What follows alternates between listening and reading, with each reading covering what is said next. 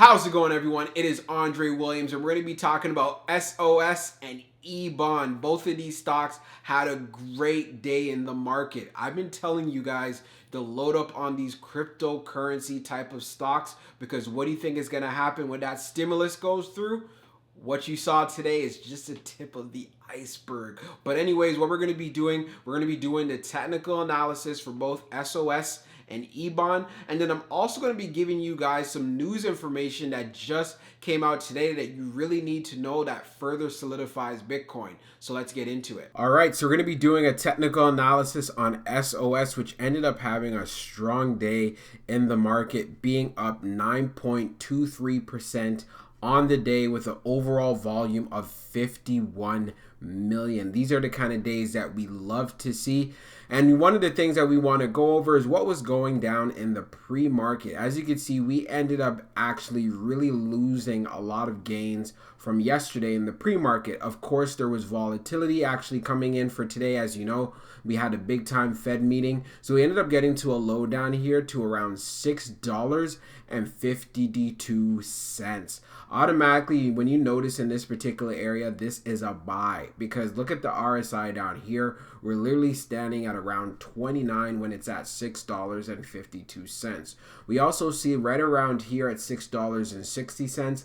That was an area of support going from 810 all the way into the opening as well. If we take a look at in regards to what the resistance areas were in the pre-market, one clear resistance area that we saw right here was right around the $7 range. Let's just call that $7 where we had a clear area of resistance. So when we were able to break through that going into the open, of course, we have more trading volume during regular trading hours. We end up getting all the way up to a high of $7.42. But as you can see, that candle is very skinny. So we could just call that $7.36 because it stayed there for at least a good 5 minutes. So what ends up happening, we have a little bit of a sell-off, which is not too bad either because you can kind of see we kind of had some support here holding up here around the $7.10 area until we broke through it.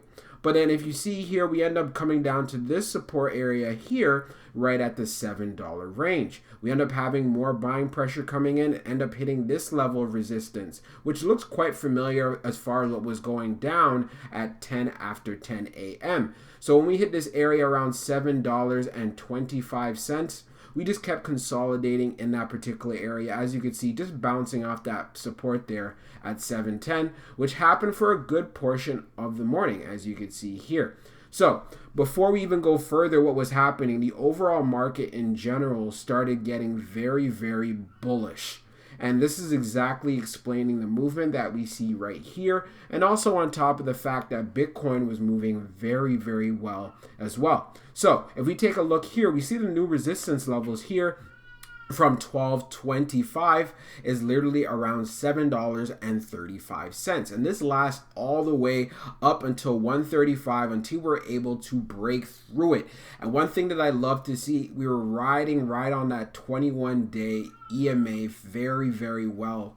And this is the type of bullish moves we want to see from SOS. So as you can see here, we end up getting to a high here around $7.97. And this was great to see, but also we noticed that ended up being the area of resistance. We were never able to pass that. We got down to this next area here, had a clear resistance level here at $7.90. And if we take a look at what's going on in after hours, you ended up getting to a high of $8.13. And this is exactly what we wanted to see. We ended up having a sell-off at $7.92. Oh, now it's $7.94. You guys know I do these live. But the good thing is we're literally still staying above the 21-day EMA as we close above $7.85. The pattern continues to look bullish. Also to take into consideration, looks like we have some support here at the $7.80 range. It's going to be very interesting to see if we could finish above that $7.80. If we are unable to do that, I'll be looking forward to see how well we can hold $7.70, and also looking forward to see how well, as far as any dips that might be happening tomorrow, if we end up seeing anywhere in this $7.25 or even down to this $7.10 range. If you see these particular particular areas, these are not bad areas to consider, okay? Now, what I want to kind of show you guys very quickly is the 5-day, 5-minute chart. And look at this. As you can see right here, we're actually getting back to where we were back on March the 15th. And that's what I really want to see, especially as this week progresses, also going into next week as well. So we can see the next level that we need to get to is around $8.19.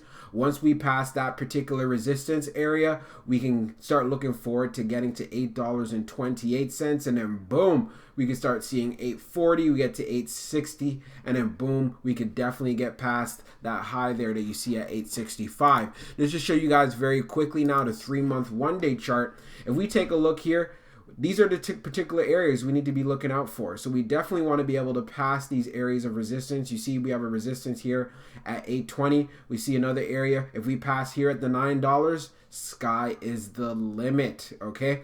So, hey, we just got to see what happens.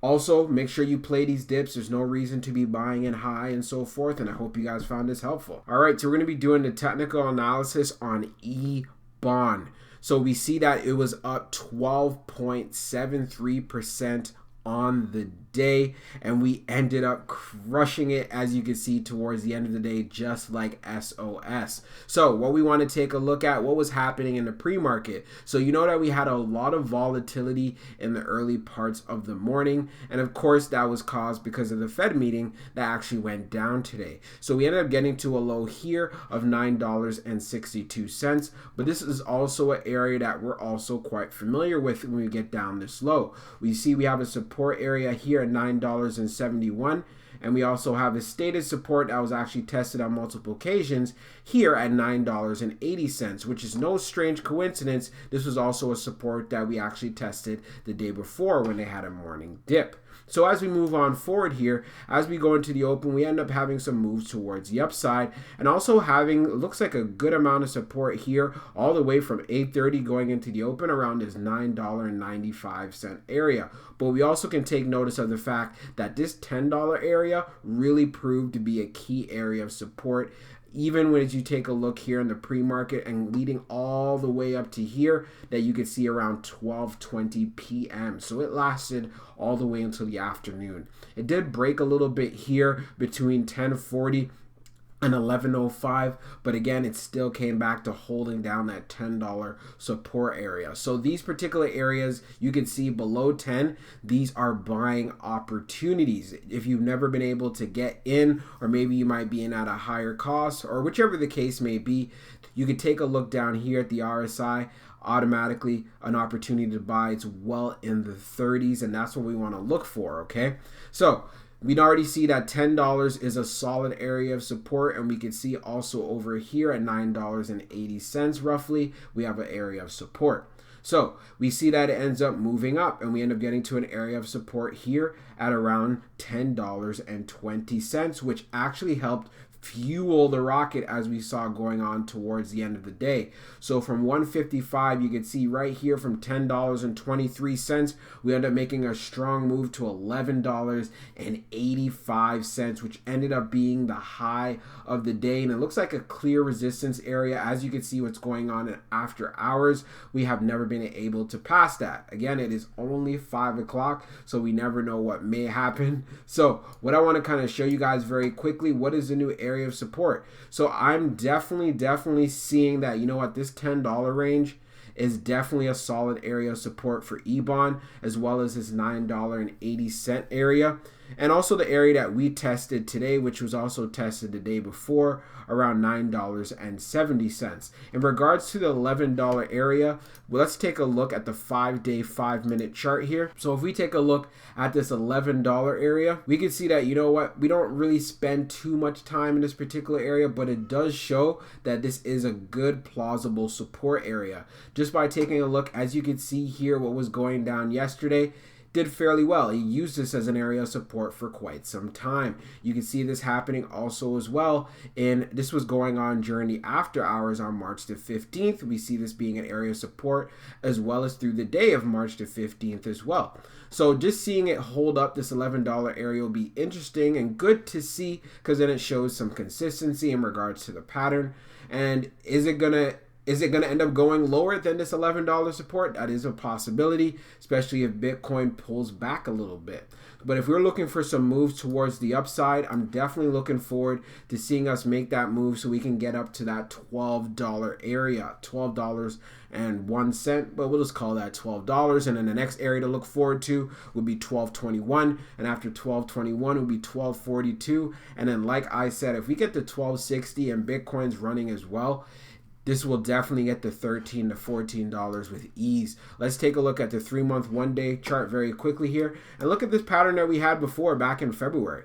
It looks like it's definitely looked like it's going to be repeating itself.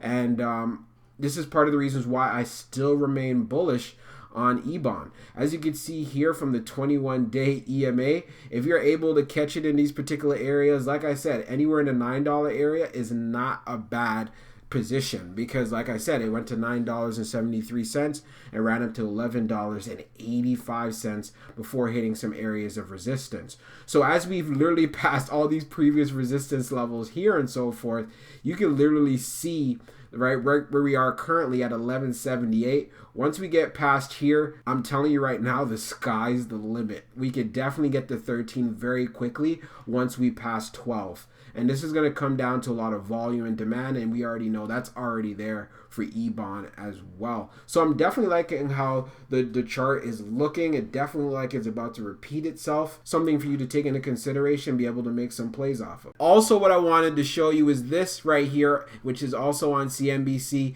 where Morgan Stanley becomes the first big US bank to offer its wealthy clients access to Bitcoin funds.